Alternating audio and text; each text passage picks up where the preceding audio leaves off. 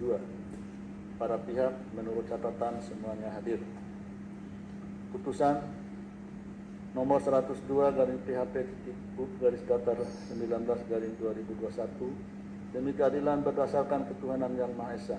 Mahkamah Konstitusi Republik Indonesia yang mengadili pada tingkat pertama dan terakhir menjatuhkan putusan dalam perkara perselisihan hasil pemilihan Bupati Lombok Tengah Provinsi Nusa Tenggara Barat tahun 2020 diajukan oleh 1H Masrun 2H Habib Ziyadi berdasarkan surat kuasa khusus nomor 01 dan seterusnya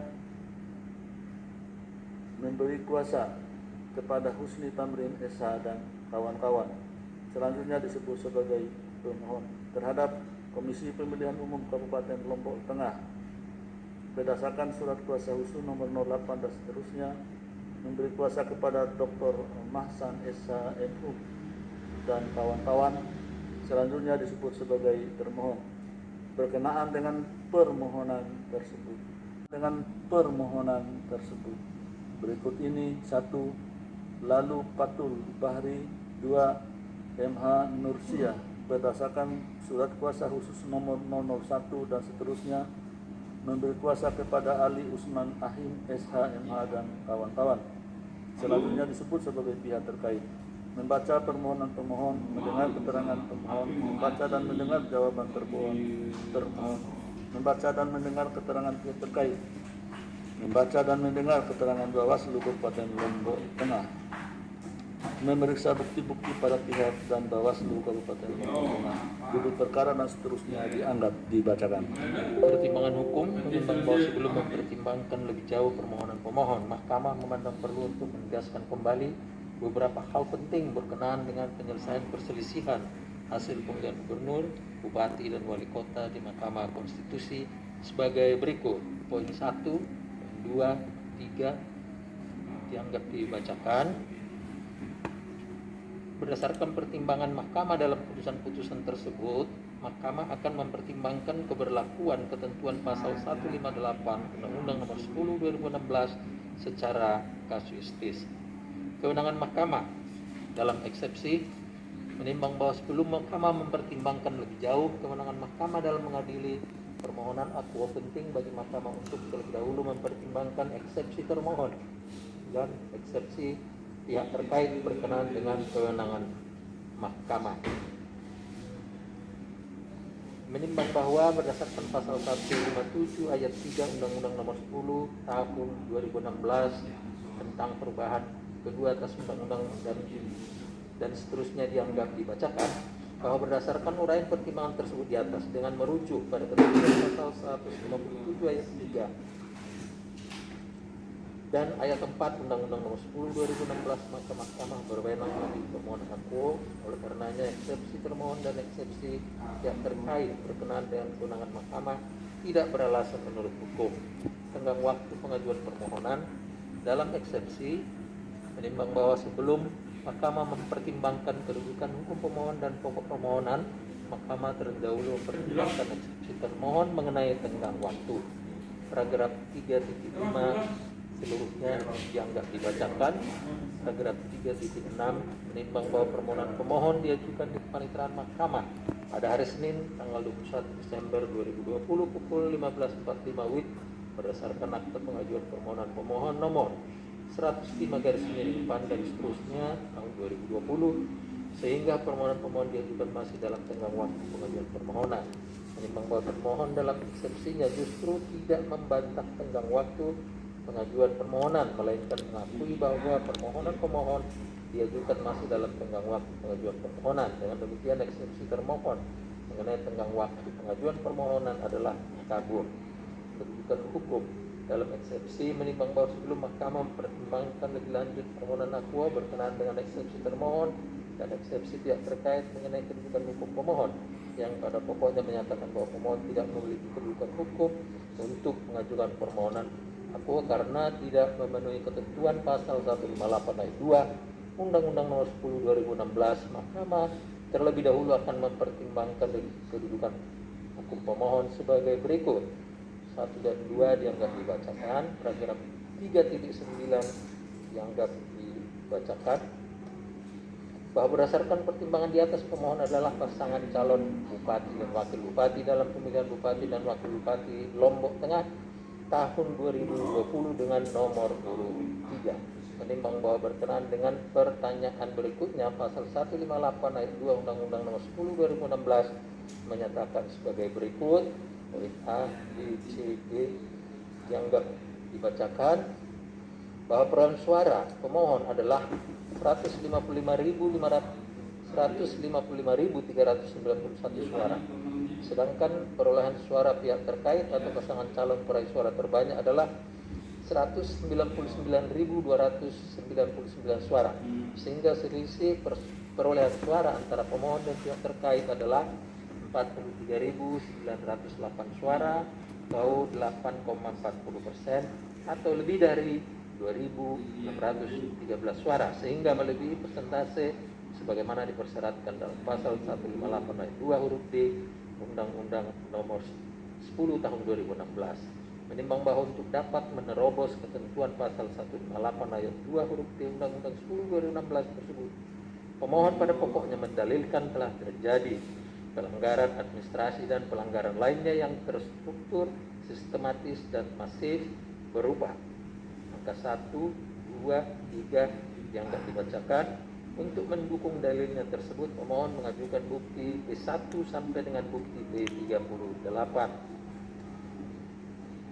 Bahwa terhadap dalil pemohon tersebut, Mahkamah telah membaca dan mendengarkan jawaban termohon, keterangan pihak terkait, serta keterangan Bawaslu Kabupaten Lombok Tengah. Untuk mendukung jawaban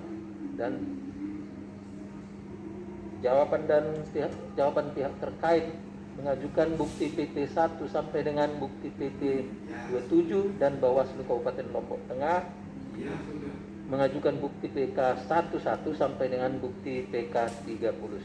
Bahwa setelah Mahkamah mendengar dan membaca secara saksama jawaban termohon, keterangan pihak terkait, keterangan Bawaslu dan memeriksa alat-alat bukti yang diajukan oleh para pihak, serta berdasarkan fakta yang terungkap di persidangan, Mahkamah berpendapat sebagai berikut. 1. Bahwa perihal keterlibatan ASN dan camat dalam pilkada, hal tersebut telah ditangani oleh Bawaslu Kabupaten Lombok Tengah, yaitu ada yang tidak terdapat temuan. Ada pula laporan yang sudah dilakukan proses penanganan pelanggaran serta telah dibahas hingga sentra Gakumdu. Bahkan ada pula yang sudah diteruskan kepada Komisi Aparatur Sipil Negara. Sedangkan laporan selebihnya tidak ditindaklanjuti Bawaslu karena tidak memenuhi syarat formil ataupun melewati batas waktu penyampaian laporan. Ide bukti P36, bukti PK 4.1 sampai dengan bukti PK 14.2. Bahwa mengenai DPT, prosesnya telah melalui pemutakhiran data pemilih, penetapan DPS, sehingga penetapan DPT, bukti T09 sampai dengan bukti T42. Jikapun ada perbaikan data pemilih, KPU Kabupaten Lombok Tengah telah melakukan perbaikan data sebagaimana saran dari Bawaslu Kabupaten Lombok Tengah. Ide bukti PK24. Adapun perihal persoalan pencoblosan, tidak terdapat temuan atau rekomendasi dari Bawaslu Kabupaten Lombok Tengah mengenai hal tersebut. Ide bukti PK14, bukti PK25, bukti PK26 dan bukti PK29. 3. Bahwa perihal dugaan penggunaan ijazah S1 palsu oleh salah satu pasangan calon, selain karena pasangan calon tersebut menggunakan ijazah SLGA sebagai pemenuhan persyaratan pendidikan paling rendah terhadap ijazah S1 yang oleh pemohon diduga palsu, telah pula dilakukan verifikasi dan klarifikasi terhadap keabsahan dan keaslian ijazah di perguruan tinggi yang mengeluarkan ijazah tersebut. Ide bukti T46, bukti T47 dan bukti PK30. Adapun terhadap dalil pemohon lainnya, oleh karena tidak relevan dan tidak dapat ditunjukkan keterkaitannya dengan perolehan suara hasil pemilihan yang dapat mempengaruhi penetapan calon terpilih, maka Mahkamah tidak mempertimbangkannya. Bahwa berdasarkan pertimbangan hukum mengenai pelanggaran di atas yang terkait dengan keterpenuhan ketentuan pasal 158 ayat 2 Undang-Undang 10 2016, Mahkamah tidak memiliki keyakinan bahwa dalil pemohon demikian berpengaruh pada keterpenuhan syarat pasal 158 ayat 2 Undang-Undang 10 2016 AKUO. Dengan demikian, Mahkamah berpendapat dalil dan alat bukti yang diajukan pemohon tidak cukup memberikan keyakinan untuk meneruskan perkara AKUO ke pemeriksaan persidangan lanjutan. Menimbang bahwa berdasarkan seluruh pertimbangan hukum di atas, Mahkamah berpendapat meskipun permohonan yang diajukan pemohon merupakan kewenangan Mahkamah, diajukan masih dalam tenggang waktu, dan pemohon adalah pasangan calon peserta pemilihan Bupati dan Wakil Bupati Lombok Tengah tahun 2020. Namun pemohon tidak memenuhi ketentuan persyaratan pengajuan permohonan perkara perselisihan hasil pemilihan Bupati dan Wakil Bupati sebagaimana dimaksud dalam pasal 158 ayat 2 Undang-Undang Nomor 10 Tahun 2016. Dengan demikian, eksepsi termohon dan pihak terkait mengenai kedudukan hukum pemohon adalah beralasan menurut hukum.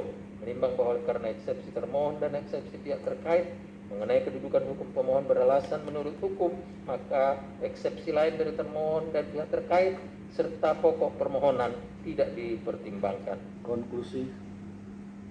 Berdasarkan penilaian atas fakta dan hukum sebagaimana diuraikan di atas, Mahkamah berkesimpulan: 1. Eksepsi termohon dan pihak terkait mengenai kewenangan Mahkamah tidak beralasan menurut hukum. 2. Mahkamah berwenang mengadili permohonan aku. 3. Eksepsi termohon mengenai tenggang waktu pengajuan permohonan adalah kabur. 4. Permohonan pemohon diajukan masih dalam tenggang waktu yang ditentukan peraturan perundang-undangan. 5. Eksepsi termohon dan eksepsi pihak terkait mengenai kedudukan hukum pemohon beralasan menurut hukum. 6. Pemohon tidak memiliki kedudukan hukum untuk mengajukan permohonan aku. 7. Eksepsi lain dari termohon dan pihak terkait serta pokok permohonan tidak dipertimbangkan. Berdasarkan Undang-Undang Nomor 24 Tahun 2003 tentang Mahkamah Konstitusi dan seterusnya, amar putusan mengadili dalam eksepsi 1 menyatakan eksepsi termohon dan eksepsi pihak terkait berkenaan dengan kedudukan hukum pemohon beralasan menurut hukum. 2. Menyatakan pemohon tidak memiliki kedudukan hukum. Dalam pokok permohonan menyatakan permohonan pemohon tidak dapat diterima.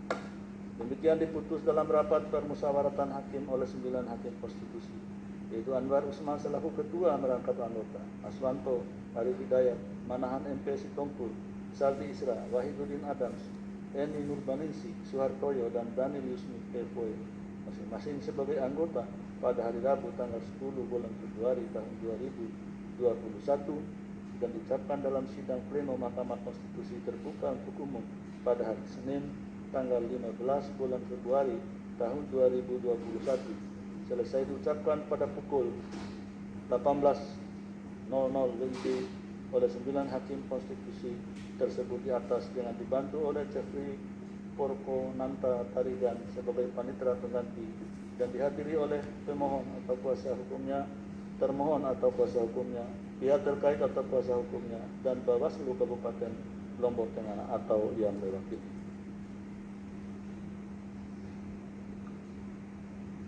Selanjutnya nomor 100